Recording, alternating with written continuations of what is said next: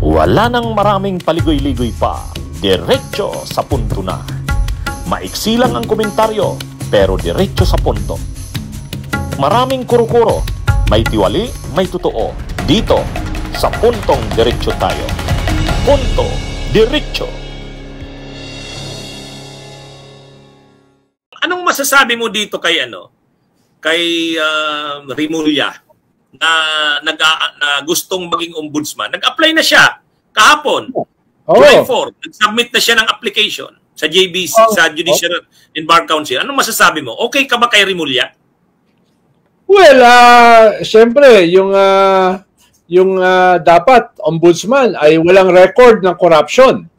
Diba? O at least walang pending case ng corruption. No?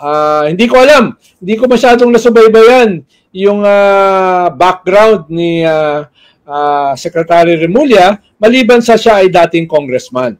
No? Kaya siguro yun ang isa dapat tignan ng JBC. Kung ano ba yung record mo, yung track record mo. Ikaw ba ay may mga kaso ng corruption? Dahil ikaw ang pangunahing magiging investigador doon sa mga kaso ng corruption, lalo na ng mga government officials. No, yun yung una. Ikalawa, dahil ang pipili sa iyo, mag-a-appoint sa iyo ay yung presidente, 'di ba? Siyempre, ang pipiliin ng presidente yung trusted niya. Hindi yung trusted ni Attorney Enzo, hindi yung trusted ko, kundi yung trusted ng appointing powers. So, yun yung isang mahalaga diyan, no? Ikatlo, yan ay 7-year term.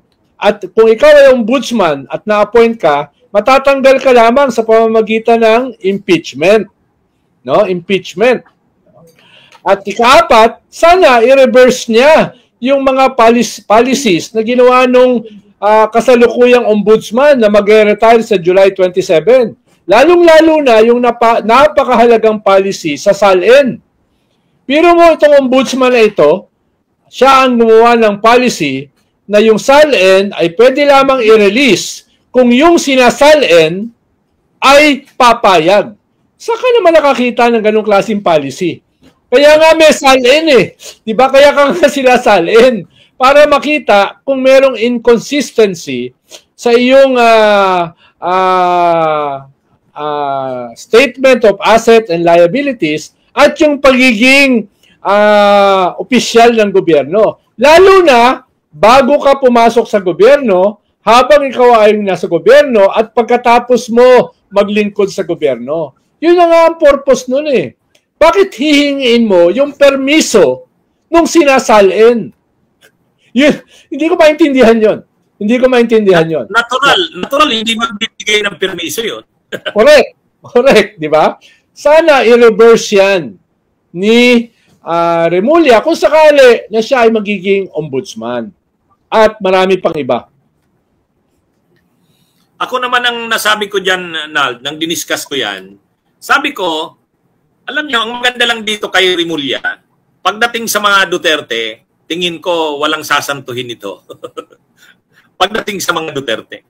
Kaya lang, parang pagdating naman sa mga kaalyado nila, ayun lang, yun lang ang pagkaalyado din nila, sa tingin ko, puprotektahan naman ito ni Remulla. Yun ang problema kay Remulla. Kaya lang sa panahon kasi ngayon, na ang Duterte kasi, kailangan talaga matapang yung haharap dito. Kung mahina-hinarin lang ang loob ng magiging ombudsman, baka kahit yung mga Duterte hindi makasuhan. Ang dami. Nakapending yung kaso kay Bongo, di ba? Yung maraming kaso ng plunder na sinampa ni Trillanes. Yung yung mga kaso kila Pulong, marami yan. At saka marami pang dapat kasuhan na saka yung Farmally ni Duterte. Marami. Kaya lang, alam natin si Remulla kaya yan. Kaya lang, ang problema naman kay Remulla, pagdating doon sa, paano naman yung mga kakampi ng Marcos na corrupt din. Well, dapat mag-ingat si Remulla kung sakaling siya nga ay mapipiling ombudsman, dapat mag-ingat siya. Huwag niya kalimutan, may ombudsman na na-impeach. Si Merceditas Gutierrez. Di ba? Oo, pero nandun ka na ba nun? advisor ka na ba no ni Pinoy ng panahon ni Merceditas? Yes. Yes. O, alam naman natin ang reason noon. Na-impeach yun dahil ang programa ni Pinoy daang matuwid. Eh di syempre, pag upo ni Pinoy, kailangang makasuhan yung mga ni Gloria na dapat kasuhan. Ay precisely naman linagay ni Gloria sa ni First Gentleman Mike Arroyo si Merceditas para protektahan si Gloria at ang mga tao nila. O di syempre, paano mo ngayon matutupad yung pangako mo na daang matuwid kung yung ombudsman hindi mo magagamit para makasuhan yung mga dapat kasuhan? Ang ibig ko lang sabihin, attorney, no? Less than half nung term ni Remulla, kung sakali siya ay magiging ombudsman, no? Less than 3 years ng kanyang term ay panahon ni Marcos. Ibig sabihin, more than 4 years ng kanyang term, hindi na si Marcos ang presidente. No? So kaya sinasabi ko na mag-ingat siya dahil pwedeng iba na yung presidente. No? After 3 years. Ngayon less than 3 years na lang eh. Kung sakaling ma-appoint siya as ombudsman, magse-serve siya for less than 3 years. At meron pa siyang 4 years na posible na iba ang gobyerno, iba ang presidente. Di ba? Saka ang niya, pag iba ang gobyerno, tapos kalaban nila, i-impeach siya, baka ma-stretch siyang masyado, ay may sakit pa naman si Remulla. Tama. Actually, baka ito yun sa consideration ng JBC. Tatanungin yung kanyang kalusugan. Ano ba ang status ng kanyang kalusugan? Ano ba yung... Paano? Siyempre, pag in-appoint nila, 7 taon yan eh. Eh kung meron kang malalakang sakit, baka hindi ka i-appoint. Baka maging hutang sa iyong appointment. Ang implication na masasayang yung 4 years. Ibig sabihin, mapipilitan, halimbawa, manalo si Sara Duterte, mapipilitan si Sarang maglagay ng ombudsman. Nakakampi niya na. Instead na mag-check sa kanya. Di ba? Tama. Para ma-serve yung remaining years. No? Oo. Dapat sana yung uupong ombudsman independent-minded. Kaya ang hirap na kasing maghanap ngayon ng independent-minded na mga tulad ni Conchita Carpio Morales eh. Oo. Marami pa naman diyang mga attorney, Enzo, na independent pang isa. Oo. Lalo tayong mai-stress dyan. Buti nang ganito na lang tayo. Anyway, ako nga, ang masasabi ko, pero naniniwala ka, Nal, na kung si Remulla, talagang hindi sasantuhin yan ang mga Duterte. Mukhang yun kasi ang layunin ng papalit na ombudsman. Diba? Mukhang yun ang kanyang primary na layunin. Sana man lang ay hindi siya bulag doon sa ibang mga posibleng cases ng corruption doon sa mga kaalyado nila. Dapat kasi doon, hindi lang yung kalaban mo eh.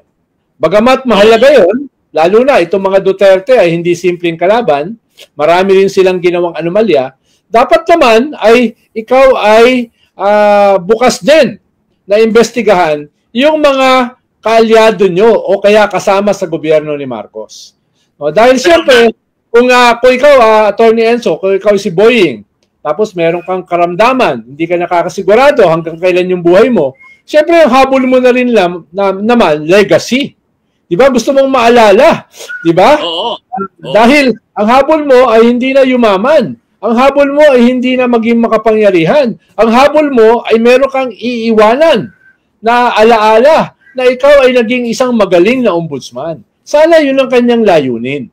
Hindi lang yung inappoint siya ng isang politiko. Tama. Magandang legacy niya yan. Kapag babalik ta rin niya yung mga memoranda, mga inisyong mga orders ni Martires na tulad nung, imaginein mo, tama yung sinabi mo, yung SALN, hindi i-release kung hindi papayag ng person na involved. Anong klase yan? Yeah. Pangalawa,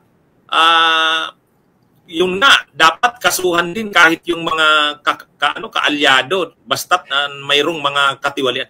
Tanungin niya kita, Nal, nang naupo si Conchita Carpio Morales, pinalitan si Merceditas, di syempre, natuloy yung pagkaso kila Gloria, di ba? Nung si Conchita na. Oo, si Conchita na ang nagkaso noon. Pati yata yung sa PDAP scam, di ba? Sila Revilla, Jinggoy, sa kasi Enrile, si Conchita na rin nun, di ba? Hindi lang yun, no? Mismo yung DAP ni Pinoy ay umabot yan sa ombudsman. Umakyat yan hanggang sa Supreme Court. Di ba? Kaya si Conchita Carpio Morales, very objective yan. Siya rin ang nagkaso doon sa kaibigan ni Pinoy, si General Purisima.